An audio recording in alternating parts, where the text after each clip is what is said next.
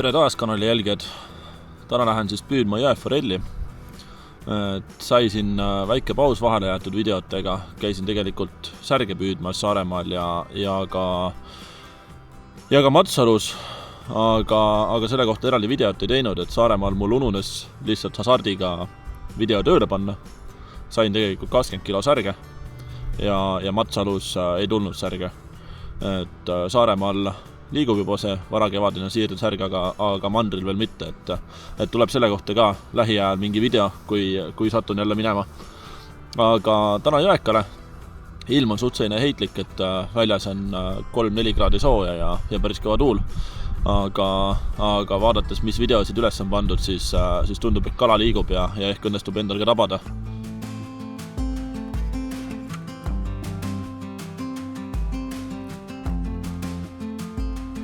Siin lõigul on hea käia, sest jõeta saab mööda ATV rada. Et ei pea väga hullu vaeva nägema kuskil rägastikus. Saab suht sirge jalaga minna. Nii, olengi jõe ääres. Paistab siin samas. Proovin nüüd siit kaldale ka kuidagi ligi pääseda.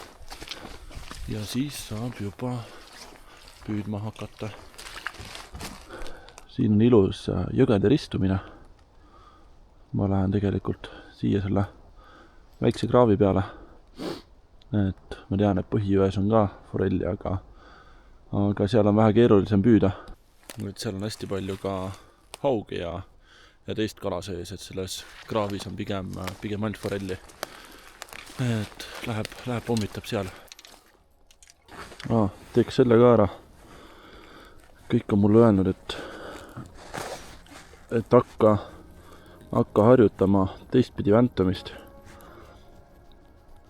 Nädalavahetusel ma särge püüdsin, siis ma kasutasin teistpidi juba vänta. Aga jõeka ridval on mul see veel tegemata. Käib see ime lihtsalt. Ühele poole ja teisele poole tõstmine ja ongi kõik.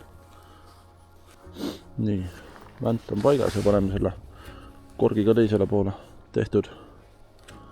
Sina, kes sa kommenteerisid seda, et tõsta ümber, nüüd pane põial ja subscribe'i ka. Kohe peakad siit alla.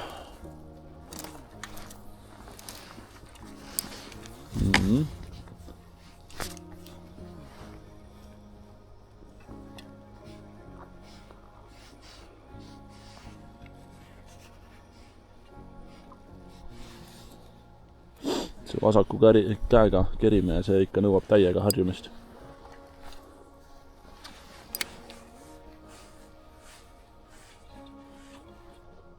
Vaatame, kas saame siit teisele poole kaldasse ka. Põhi on suht mudane ja natuke vajub, aga saame tegelikult. Et ma ei viitsi seda jõge backhanderit visata terve aja. Pigem lähen vastaskallasse ja saan normaalseid heitit teha. Aga ennem veel paar viset siin selle peajõe peal.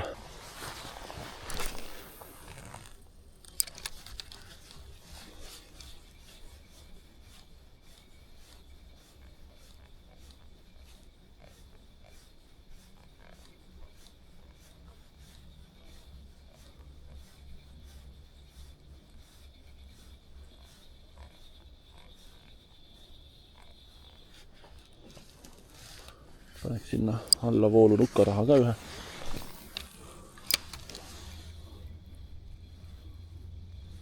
Nii, aga lähme nüüd veest välja ja lähme siis seda kraavi pommitama siin. Veetase õnneks on alla läinud. Et näha on ka kallaste pealt, et tegelikult on olnud päris kõrge selline pool meetrit kõrgem kindlasti, kui mitte isegi rohkem. Et on ilusti sängi tagasi läinud siin suurveega. Ja kala peaks olema siis ka enda paikades ilusti.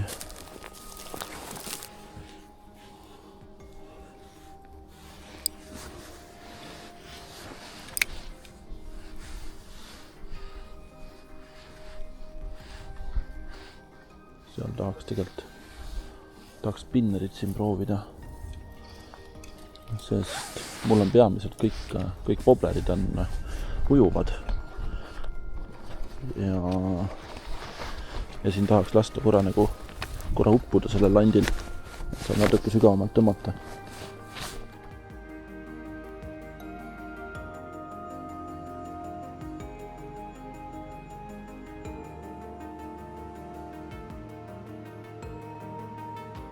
Meeldib mulle siis jälgida ilma puhul seda, et kui väljas on väga pilvine ja selline sompus ilm, siis pigem kasutan rohkem sellist, mis vees sedeleb.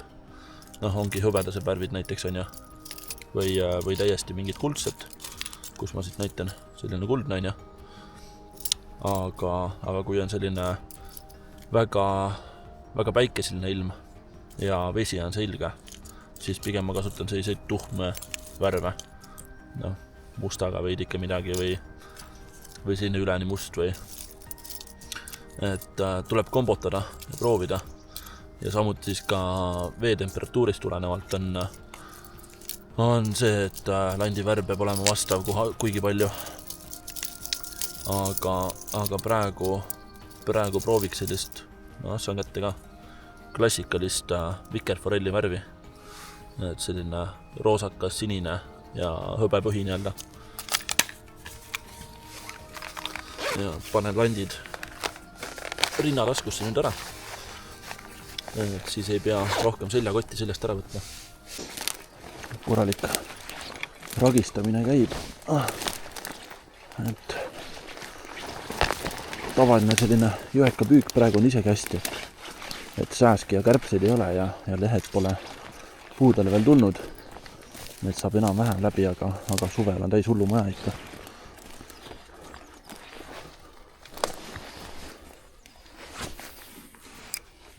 Puu otsa ka veel. Nii, lant päästetud. See on ka põhjus, miks mulle meeldib ülesvoolu püüda. Et praegu pidin ka vette tulema. Ja nüüd ma löön nii-öelda muda täiega ülesse ja põhjast nii-öelda. Ja see voolab alla voolu. Et ma ei riiku endal järgmiseid püügikohtasid sellega ära. Kui püüaks alla voolu, siis saaks pigem pekkis. Aga proovime selle sõlme nüüd siit lahti ka saada kuidagi. Tundub, et pigem tuleb lahti lõigata, et see on omamoodi, ma ei tea, sõlm juba siin.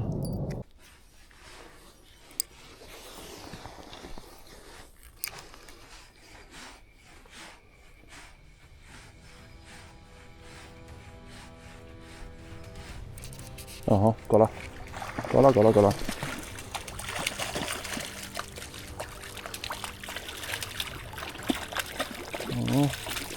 Ilus jõekas.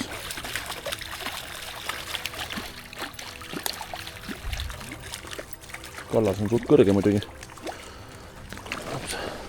Kuidagi üle oksta saada siin. Mõistis ennast nii sisse ka. Asja raisk. Keerut ennast lahti äkki natuke.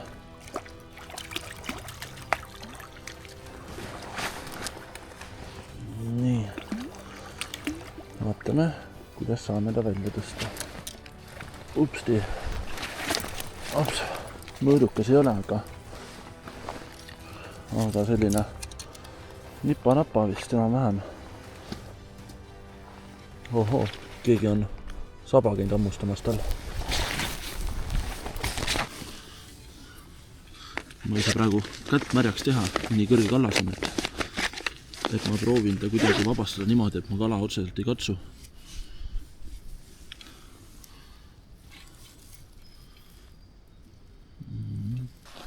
Aga laseme oma toimetusi tagasi tegema. Ma arvan, et on selline 32 umbes midagi taolist. Viskan kiiresti seda vette. Opti. Ja läks juba. Selle käe märjaks tegemise osas siis nii palju, et kala ise, just siis jõeforell on oma kehatemperatuurilt hästi nii-öelda erinev meie inimeste kehatemperatuurist. Ja kui palju nii-öelda käega võtta, et sa kätt märjaks ei tee, ehk siis külmaks ei tee, siis võib kala nii-öelda kahjustusi tekitada. Tahaks seda stressi võimalikult vähe sellele kalale põhjustada, niigi ta on konksu otsas ja ei saa hingata nii-öelda maismaal, et see käemärjaks tegemine on selline väga hea praktika. Aga püüame edasi, oli ta ilusas toonöös ja tugev terve kala, et läks oma asju edasi tegema. Meie ka. Panen sinna samasse kohta uuesti, et kuna tegemist on sellise kraaviga ikkagi, siis tihtipeale on samas augus mitu kala. Et madala veega eriti praegu küll ei ole nii madal kui suvel. Suvel siin on vapsi selline 30 cm vett ainult. Aga isegi praeguse mitte veetemperatuuriga, vaid veetasemega tasub samu auke rohkem pommitada kui ühe korra ja kui üks kala tuleb, et võib seal teoorias ikkagi rohkem neid kalu olla sama koha peal.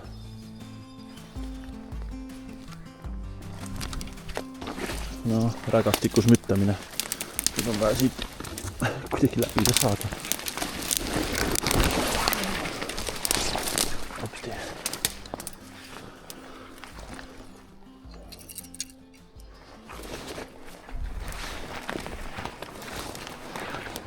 Väga ilus auk on all.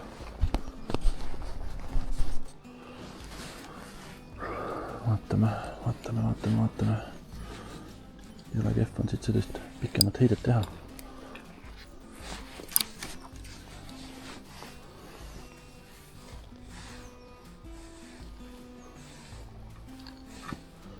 Ei ole keegi sealt alt välja.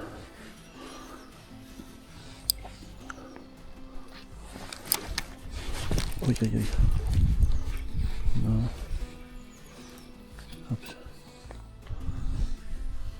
Mõte on siis mul see, et viskan vastaskaldasse sinna ja rahuliku kerimisega läheb vaikselt lant alla voolu ja tuleb ta täpselt selle roika eest siit või prahi eest. Ja teoorias by the book nii-öelda võiks siis kala olla seal näoga üles voolu. Kala on alati üles voolu näoga. Ja siis näha mööduujumus lanti ja siis tulla ja rabada sealt. Et see on see teooria pool. Kas see ka praktikas niimoodi hetkel siin kujuneb? See on teine asi.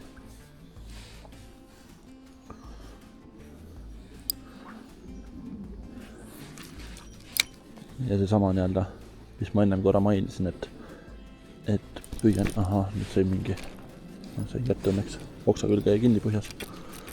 Et ma püüan alati nii-öelda üles voolu. Et seal ongi kaks peamist põhjust on see, et kui lant jääb kinni, siis saab rahulikult minna vette ja kogu see nii-öelda tolm ja muda ja jama, mis seal põhjas on, tolmu mitte, aga just muda ja praht, et see läheb alla voolu sinna kohtadesse, kust juba püüdsin. Ja teine põhjus ongi see, et kuna forell on hästi tundlik kala, ta näeb väga hästi ja kui on kristallselge vesi, siis ta näeb kallal kalamehe ära ja ta ei söö. Et siis alt voolust üles voolu püüdes oled kala selja taga kogu aeg, et viskad talle landi nina ette ja kerid nii-öelda alla voolu, et siis ta nii-öelda kalameest ei näe ja püüdjat ei näe.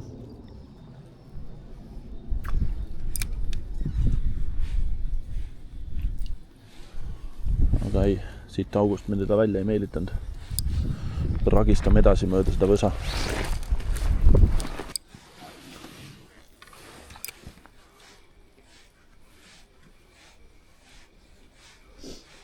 Et jõeka püük on paras selline trikitamine. Ma ei tea, vaatan teisi YouTubereid ja kas te käite kõik kuskil Lõuna-Eestis või kurat selline tunne, nagu te oleksite kõik kuskil parkmetsas, et need jõed, kus ma käin püüdmas ja kus suuri kolle olen saanud, need on kõik mingid hullud võsad ja rägastikud, et tahaks ka teada neid püügikohtasid, kus saab lakkkingaga minna metsa ja püüda niimoodi, et pole mingit müttamist. Järgmine ilus kolliauk. Aga püüasid teda väga visata.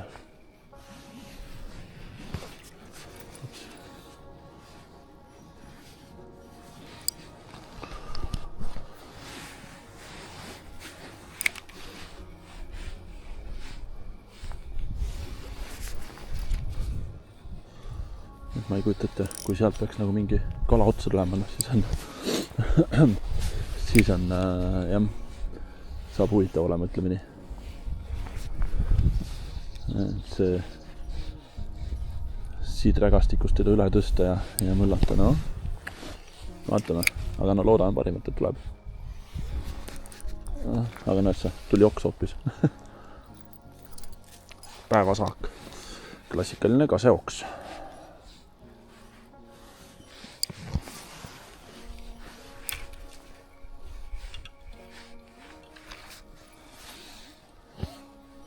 Suvel on see koht väga hea siin. Siin on sügav auk ja suvel ma kahlen rohkem siin jõe peal. Siis saab tulla täpselt sealt väliskurvist ja siia pommitada niimoodi, et see puu on üle jõe langenud ja siis juured kõik paistavad jõkke ja seal all on põhimõtteliselt alati kala all. Et siit kalda pealt on praegu suhteliselt keeruline sinna saada. Aga tasub proovida ikka.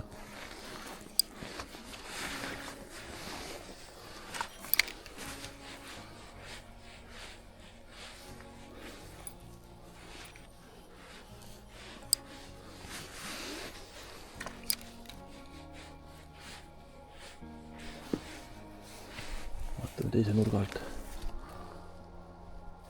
puu tagant nii-öelda.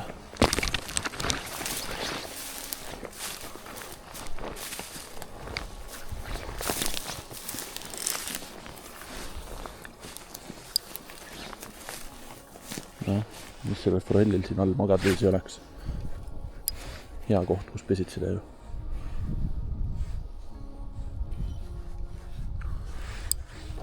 Vaatame kuidagi üle jõe. Ma mõtlesin üle jõe, mitte üle oksa.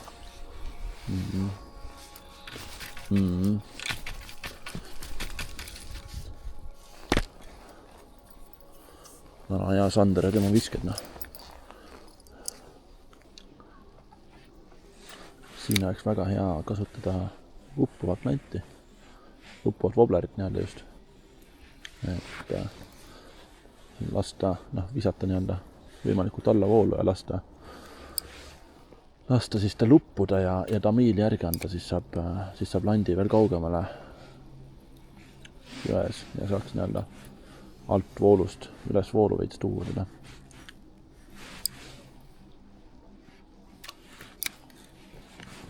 Aga tundub, et praegu siit ei taha keegi minu lanti. Proovime sinnapoole ka mõne viski teha.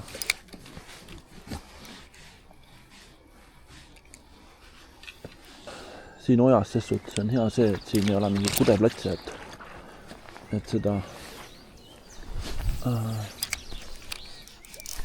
forelli muna siin kindlasti kuskil ei ole. Et see ei ole selline jõgi, kus ta kudemas käiks. Ja võib nii-öelda kindla jalaga siin jõkke astuda. Aga tihti teistes jõgedes või ühesõnaga kevadeti ärge ronige nii-öelda jõkke, et need kudeplatsides olevad kalad ja munad ei ole veel koorunud ja kui trambite ja kahlate, siis tapate lihtsalt need kalad ära seal. Ja ega veetemperatuur on ka üpris külm praegu, et mis siin jões ikka plätserdada.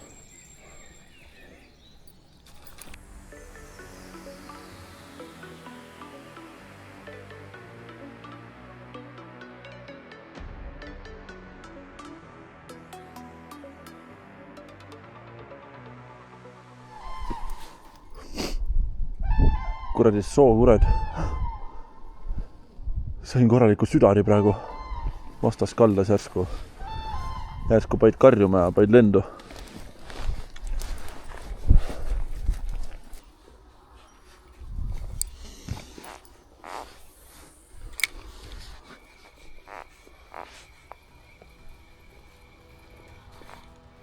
Ai, see oli oks vist. Oho, aga ei, näed sa. Väike forell tuli ikka. Aga see on väga pisikel.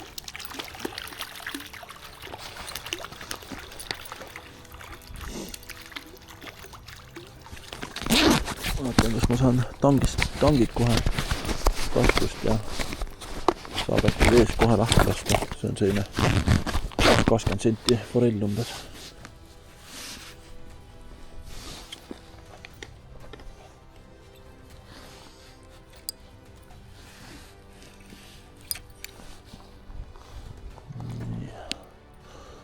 Tõmbame natuke kalla poole. Apti. No. Ja läks oma toimetusi tegema. No võt veider, kuidas üks värvikombo täna lihtsalt töötab. Et teisi värve nagu ei tahtnud keegi vahepeal. Ja alustasin ma päeva ju selle sama vikerkaare või vikerforelli värviga. Et vaatame, äkki seal sügavas augus on veel mõni forell peidus.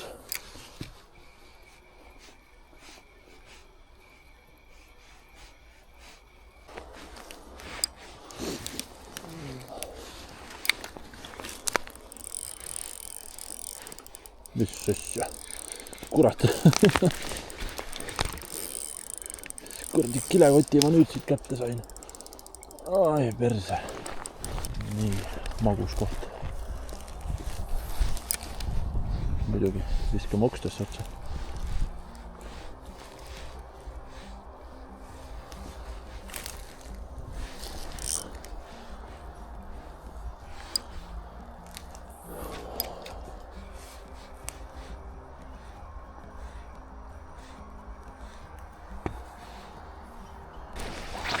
Ai, suur veega on siia mingi ilus prahihunnik tekkinud.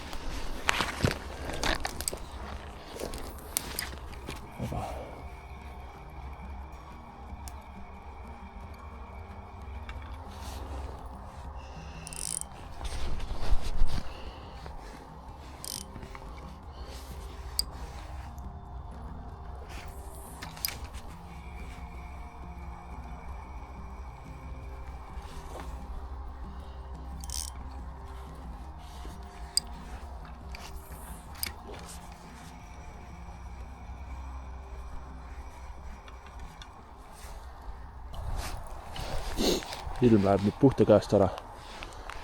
Kui ennem sadas seenekat, siis nüüd juba tuleb päris korralikku vihma. Et ega siin ma põhimõtteliselt teengi veel viimased visked ja siis hakkan auto poole tagasi marssima, et päris pikk tee on minna siit. Aga ma tean, et siin augus igastahes üks koll kunagi elas, kui vahepeal keegi pole välja võtnud teda. Et siin on tal väga head kurdi tingimused. Siin hästi sügav koht on siin. Paistab, et ei ole, aga tegelikult see on üle 2 meetri sügav siin. Et selline hea auk, kus ta saab olla rahulikult.